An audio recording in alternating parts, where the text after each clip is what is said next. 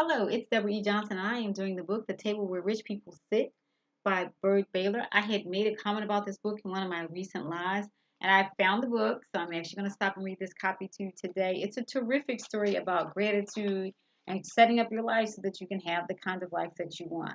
The Table Where Rich People Sit. If you could see us sitting here at our old scratched up homemade kitchen table, you'd know that we aren't rich. But my father is trying to tell us we are. Doesn't he notice my worn out shoes or that my little brother has patches on the pants he wears to first grade? And why does he think that old rattle trap truck is parked by our door? You can't fool me, I say. We're poor. Would rich people sit at a table like this? My mother sort of pats the table and says, well, we're rich and we sit here every day. Sometimes I think that I'm the only one who is in this whole family who is really sensible. Maybe I should mention that my parents made this table out of lumber somebody else threw away. They even had a celebration when they finished it. Understand, I do like this table. Fine. All I'm saying is you can tell it didn't come from a furniture store. It just doesn't look like a table where rich people would sit. And there is their table. But my mother thinks if all the rulers of the world could get together at a friendly wooden table in somebody's kitchen, they would solve their arguments in half the time. And my father says it wouldn't hurt to have a lot of cookies piled up on a nice blue plate that everyone could reach without asking. But tonight it's our kitchen, and our argument, and our family meeting, and our very spicy ginger cookies piled up on my mother's one good blue flowered plate exactly in the center of the table. I'm the one who called this meeting, and the subject is money. And I say we don't have enough of it. And you get to see, right, see it there?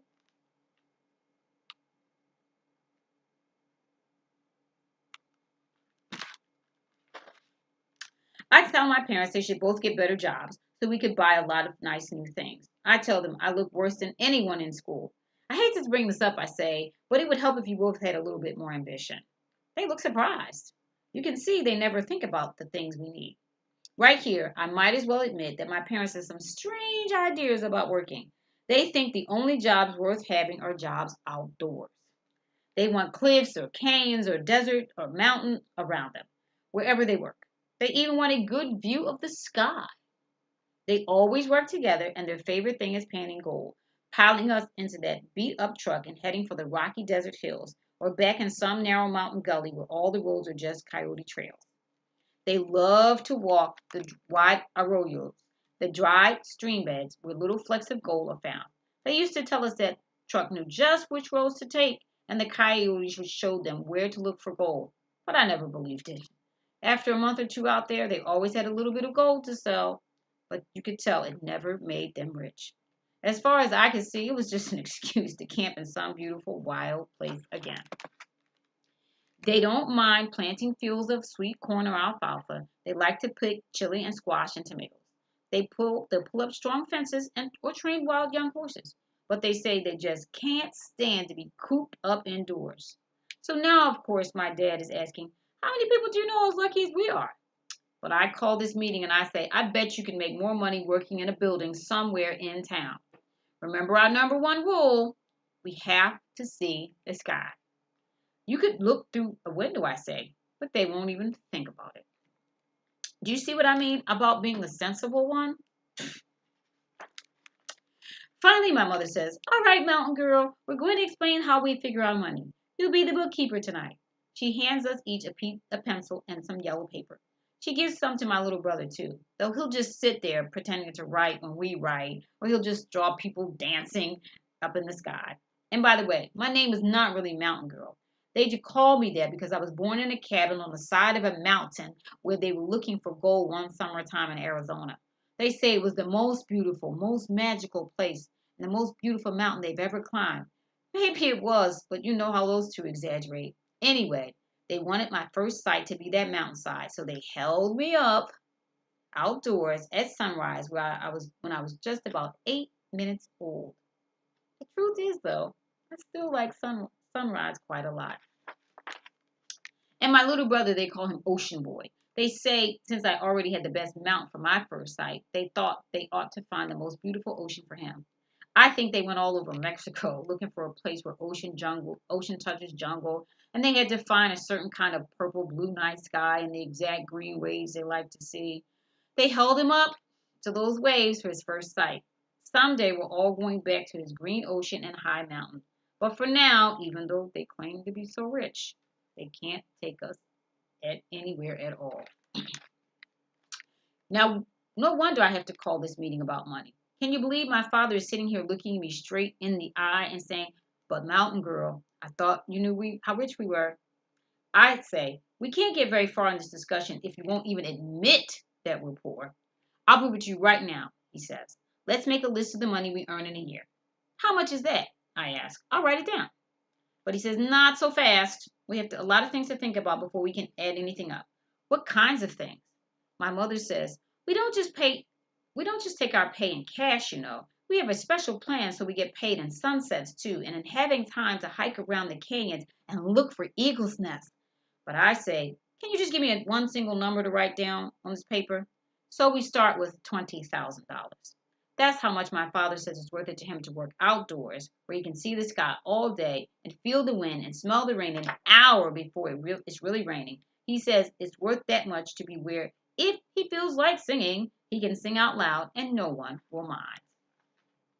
I have just written 20,000 when my mother says, "You better make that 30,000 because it's worth at least another 10 to hear coyotes howling in the back of the hills." So I write 30,000.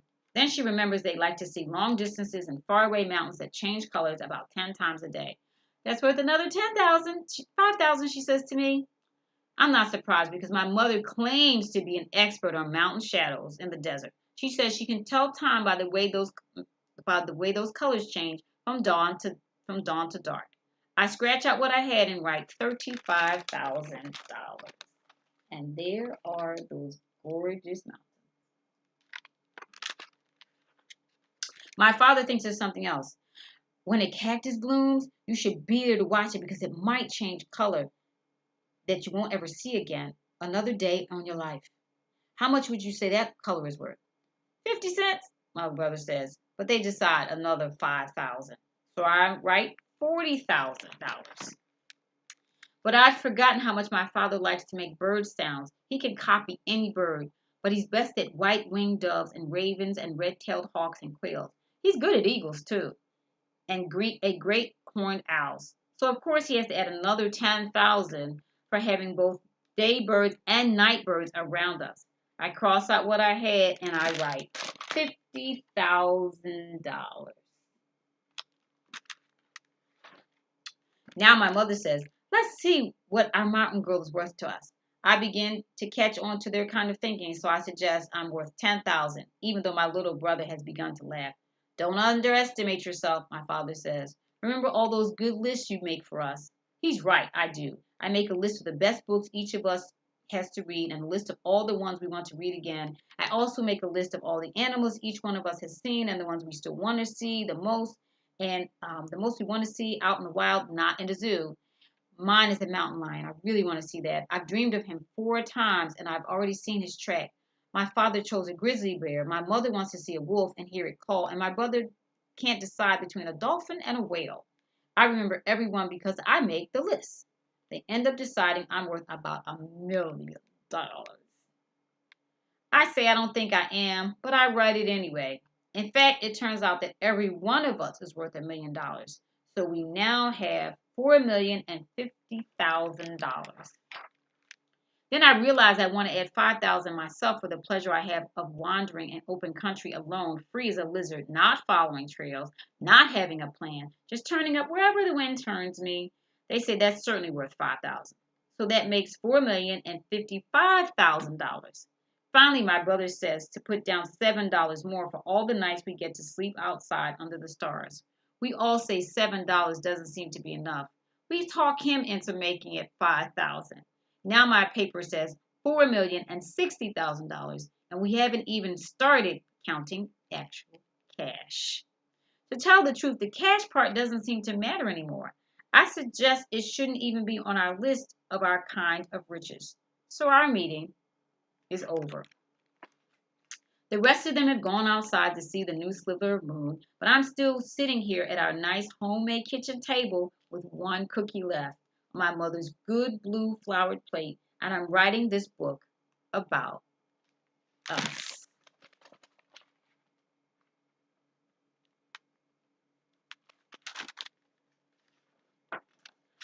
I kind of pat the table and I'm glad it's ours. In fact, I think the title of my book is going to be The Table Where Rich People Sit. The Table Where Rich People Sit by Byrd, Baylor, and the pictures are by Peter Parnell. Peter Parnell. Thanks so much for listening. If you need something to think about in terms of telling somebody of his goodness, this is a great book to read just to remember that God allows us to be grateful and have gratitude. Thank you so much for listening to me. Thank you so much for listening to my lives when I have those on Thursdays at 12 p.m. I appreciate you being here. Talk to you soon. Take care. Bye.